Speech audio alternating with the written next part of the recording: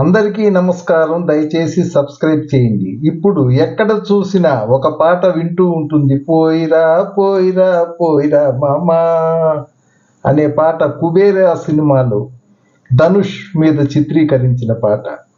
ఈ పాట పాడింది కూడా ఒరిజినల్గా ధనుషే.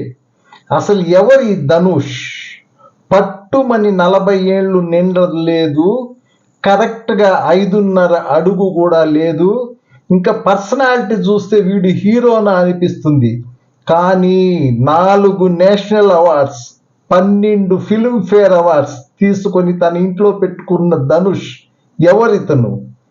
మీరు ఒకసారి ఇతని గురించి చూస్తే ఇతను హీరోగా కనిపిస్తాడు, రచయితగా ఆలోచింపచేస్తాడు, పాటగా వినిపిస్తాడు, ప్రొడ్యూసర్గా మంచి సినిమాలు తీస్తాడు.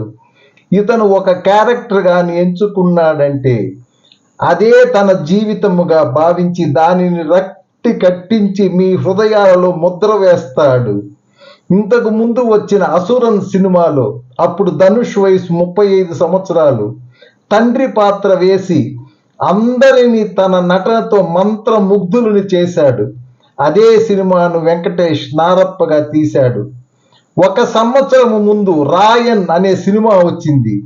ఆ సినిమాలో మానవ సంబంధాలు, వాటి మీద డబ్బు ప్రభావం, దాని గురించి చూపించి సూపర్ డూపర్ హిట్ కొట్టాడు. ఆ సినిమాకు కథ, దర్శకుడు, హీరో అన్ని ధనుషే. అసలు ఎప్పుడో 15 సంవత్సరాల ముందు వచ్చిన వై దిస్ కొలవరి అనే పాట ప్రపంచాన్నే ఊపేసింది. దీని పాడింది కూడా ధనుషే. అతను ఇంగ్లీష్లో నటించాడు, హిందీ సినిమాల్లో నటించాడు. అతను ఒకటే చెప్తాడు, నా దగ్గర ఉన్న మొత్తం డబ్బు నాకు సినిమా నుంచి వచ్చింది, కాబట్టి నేను ఎప్పుడు సినిమాలు తీస్తూనే ఉంటాను అంటాడు.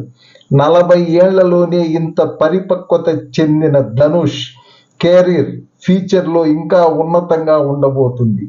ఈ విధంగా మన తెలుగులో ఎవరైనా హీరో ఉన్నారా అని ఒక్కసారి మీరు కామెంట్ చేయండి. ప్లీజ్ లైక్ చేయండి. ప్లీజ్ అందరికీ విన్నపము, లైక్ చేయండి, సబ్స్క్రైబ్ చేయండి. Old town restaurant, Lakshmipuram circle, అందరూ రండి, సూపర్గా ఉంటుంది, భోంచేయండి. Thank you very much.